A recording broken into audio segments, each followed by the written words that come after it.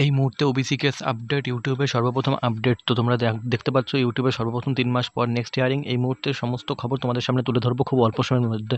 আমি জানি একটা স্টুডেন্টের টাইম কতটা গুরুত্বপূর্ণ, সেই জন্য খুব অল্প সময় শর্টে ভিডিও বানাই।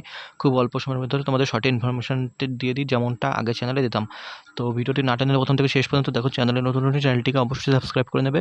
তো এই নতুন চ্যানেলে প্রতিনিয়ত আপডেট আসবে। তো নতুন করে ওবিসি সার্ভে, ঠিক আছে, আজকের যে হিয়ারিং হলো, তো তোমরা জানো আজকে ফাইনাল হিয়ারিং হওয়ার কথা ছিল। তো 2 মাস ধরে কোনো হিয়ারিং নেক্সট ডেট পরিবর্তন হওয়ার পরে আজকে যে আপডেটটা জানা গেল সেটা হচ্ছে নতুন করে অন্তর্ভুক্তর জন্য ওবিসি সমীক্ষা করবে রাজ্য, ঠিক আছে।